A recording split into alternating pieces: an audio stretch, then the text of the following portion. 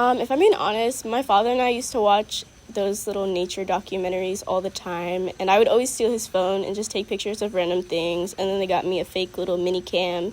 So from a young age, I was just exposed to it, and Manchia had her own collection of cameras, and just seeing her pictures and hearing her talk about it made me want to get into it. And then once I finally got my phone, I started taking pictures of everything and kind of just capturing how I see the world, if that makes sense.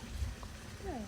So why were you drawn to photography as opposed to other art mediums? That's a good question. I feel like, this applies to all art mediums. You can express yourself however you please, just by manipulating the medium. But with photography specifically, I capture real life, raw emotions, and yes, I can edit them a certain way, but I prefer to emphasize certain features and just fix the lighting to make everything dramatic or express something, how I'm feeling at the moment, whether that be political sense or emotional sense or just a thought being painted in real life. Tell me about these raw emotions tied in with the political and emotional states that you see. Yeah, I feel like with that specifically, politics is a really touchy subject for people, and rather than writing an article and just stating facts, because people don't want to hear that, you can kind of tell a story through images and make it visually appealing. So even if somebody doesn't agree with you, you still build a community or a space where those conversations can happen. And whether or not it's respectful, at least some people are hearing things, some people are understanding my concept and just my frustrations within the world or how I view the world, whether it be positive or negative. I can put that into a photo and have somebody model for me and show the pain, the misery, and just anguish of everything that I'm feeling in this state. Yeah. Tell me more about how you connect with community or build a community through photography and the models you choose and the stories you choose to tell. I feel like photography allowed me to get out of my shell. I'm a very introverted person, so being put into these creative spaces and having a subject to talk about that we all are interested in, such as photography, I not only get to meet people, but I get to meet different personalities and also work on my social skills.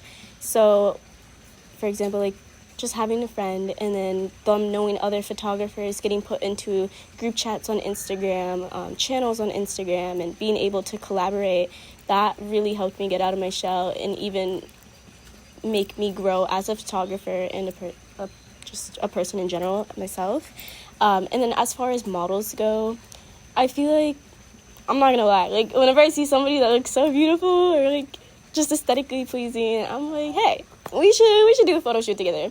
But my main thing is, rather than just taking the pictures, I do want to get to know them and see what their personality is, because at the end of the day, even though it is my concept, I want their personality to come through the photo and just show that it's lighthearted and they're comfortable, I'm comfortable, and it's not so serious.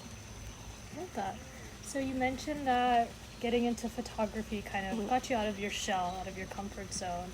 So how would you describe your photography style, and more so, how has it evolved over time? I feel like when I first started, it would just be pictures of random things. Not that it didn't have a meaning, but it was a bird or something in the aquarium. And now it's more so focused on my emotions. So whether that be mental health or just a vision I see with hearing a song or seeing a certain tree and just automatically thinking of a concept like fairies or vampires or an editorial shoot for fashion. I feel like I evolved in the sense of I'm not just taking pictures just to take pictures. I'm more so taking pictures to paint a picture, if that makes sense. Paint a picture and have some sort of message. And even if some people can't interpret what I'm saying, I like hearing different perspectives because that also builds a community and it makes me see the world in a different light as well. what inspires your work, and how do you stay creatively motivated? Ooh. As far as inspiration goes, definitely listening to music. I feel like specifically the artist Aura, that ethereal vibe just makes me paint a movie in my head and I want to bring it to life. But it could be any form of genre of music. I think also just being out in nature and having a journal and just literally not being so influenced by social media and other creatives, because sometimes your work can get blended into what you see online and then kind of change your whole perception of art in general, because you have to feel like you follow the trends to get visibility and all that. As far as motivation goes, that's a tough one because creative burnout is so real and so heavy, and it comes up in the most randomest times, and it's annoying. I will say for myself, I get into a lot of creative burnouts, just influenced by my environment, whether it be work or school, friendships, etc. But I think, what's the question? How to get out of one? How do you stay creatively Stay motivated? creative. How do I stay creative? I honestly, my notes app. If I'm being real, I'm just thinking of things 24/7, just taking the time to jot them down rather than trying to remember them later on. Just with a simple word or a sentence, or just observing everything you see out in public or even at home, whatever you're watching, that has a lot of inspiration. You just have to really nitpick the details of it to figure out what you want to convey. That. So you mentioned. Stop. That's a cute bird. Cute bird.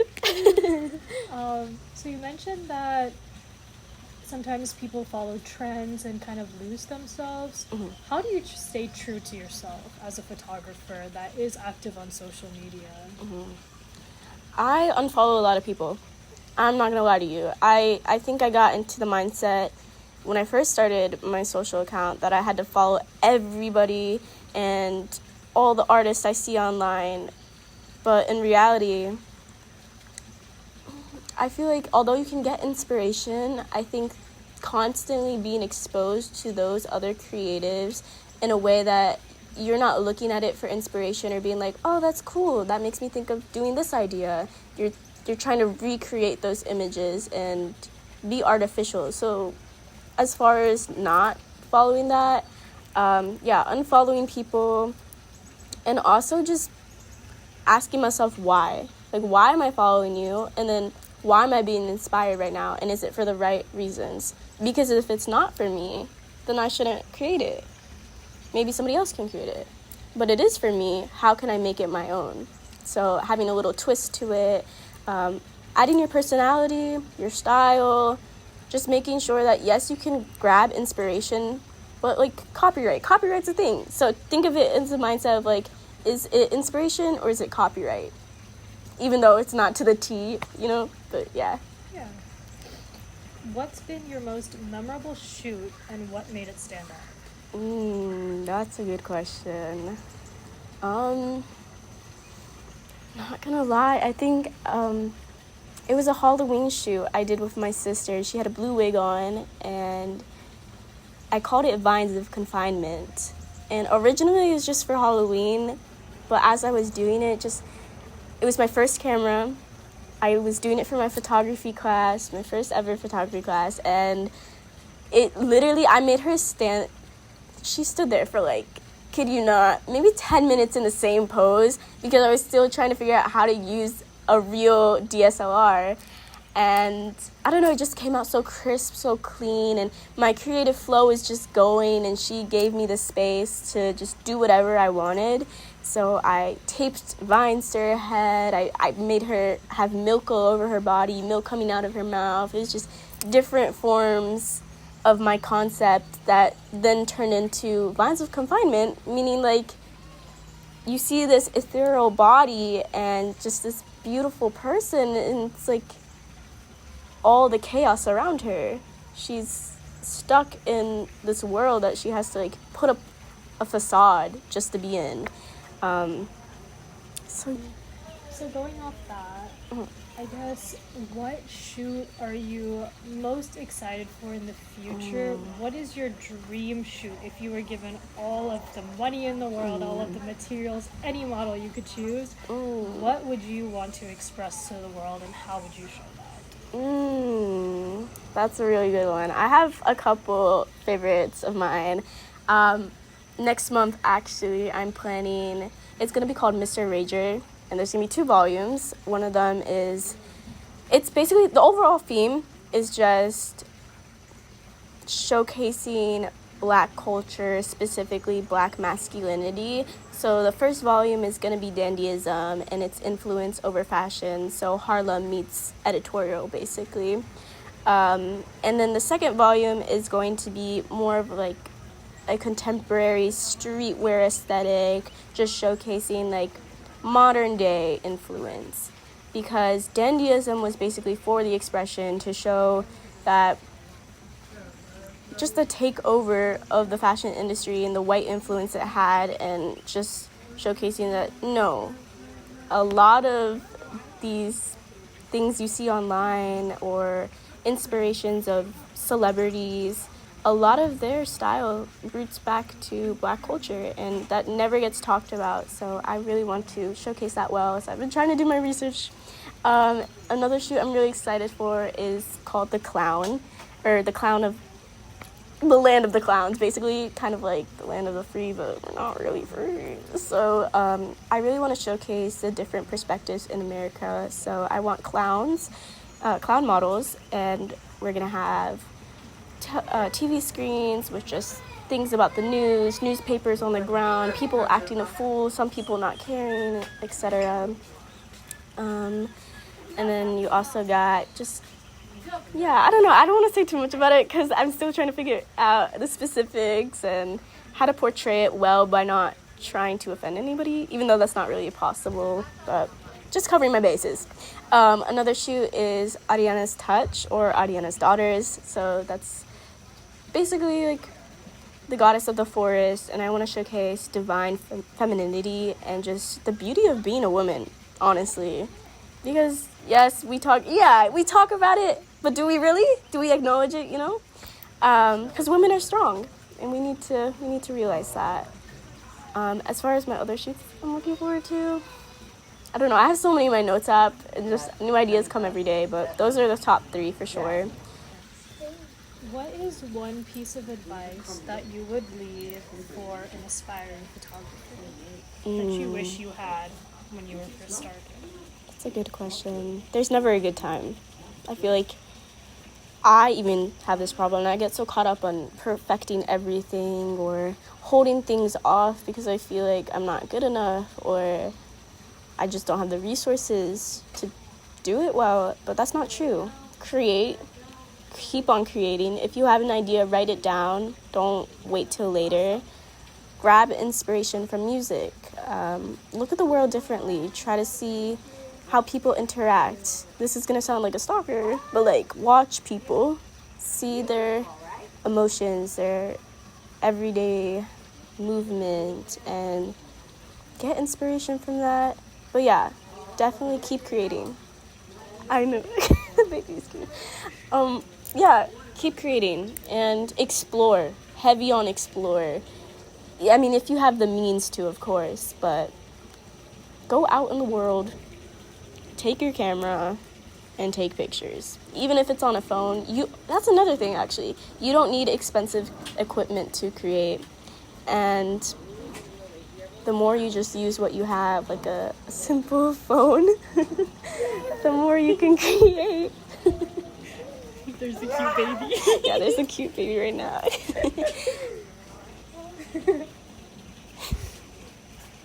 Cute baby. Look at him waddle. Yeah. Yeah, even that baby. Wow, I'm so inspired now. Period. Ate that up. Yeah. Oh my gosh, even those little bees right there, like that's telling a story too. Find beauty in the mundane. Yeah.